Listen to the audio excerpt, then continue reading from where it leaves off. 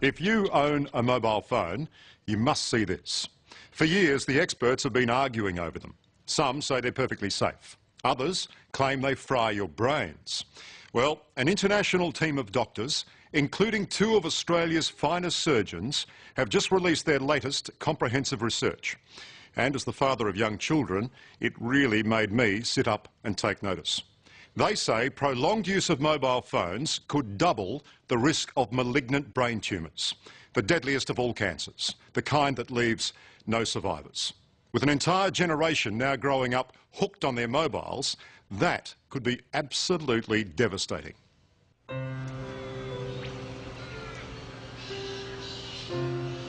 The Namoi Valley in northern New South Wales is a beautiful place. See the range of hills that goes the favourite view of John and Margaret Bryant. Yeah. It's just nice to know that I could sit here and look out over there for a while. It's beautiful.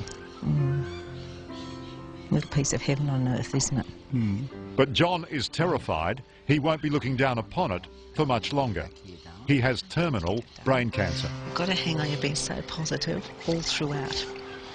So you just got to keep on going. Yeah. While there's life, there's hope.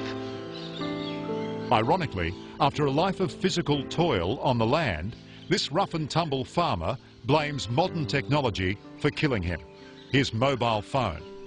Mate, there's no doubt about mine. I know what killed me.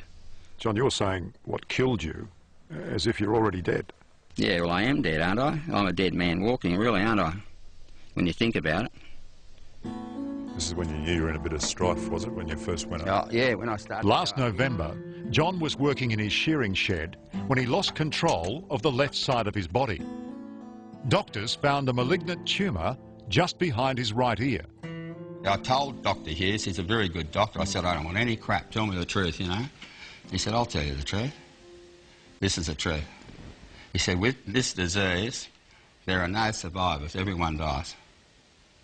So that was a good introduction to Tamworth Hospital. Your kids know how they go to sleep in a tree without falling out? They got sticky bottoms. This is a large and loving family. What a big nose. The Bryants have carved a full life here through farming and the family trucking business. John's mobile phone has been an essential tool of the trade for the past 25 years. And he's in no doubt those countless hours with it glued to his ear gave him the brain tumour. I can't begin to imagine what you're going through. No, no one can begin to imagine, because people come up to me just, you know, they're trying to be nice and they say, I can imagine how you feel. And I think, no, you can't imagine how I feel, you know. And I reckon it's caused definitely by those bloody mobile phones.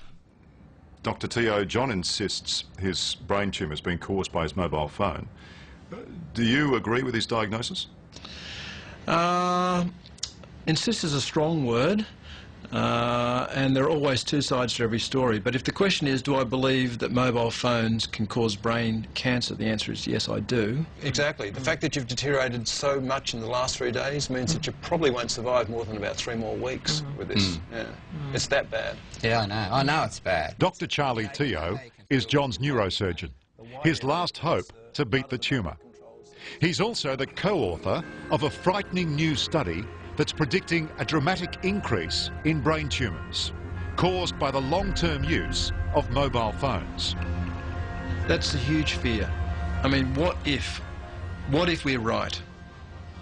Then if we're right, we're going to see a huge increase in brain tumours and brain cancer in the next decade or so. It's going to be frightening. And guess what, Lam? We're already frightened by what we're seeing.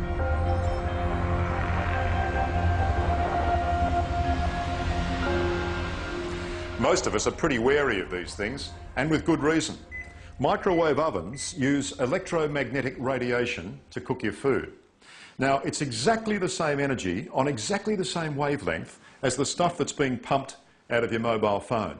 Admittedly, microwaves are a lot more powerful, but you wouldn't consider for a moment holding your ear up to one of these for hours at a time, day after day. Yet that's precisely what most of us are doing with our mobiles.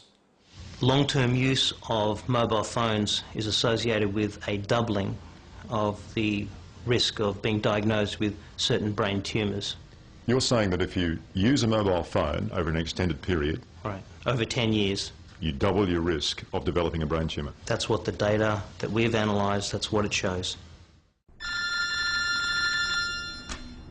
Vinnie Karana, hello. Canberra neurosurgeon Dr. Vinnie Karana Yes, worked with Charlie Teo and 3 other leading scientists to produce this latest report.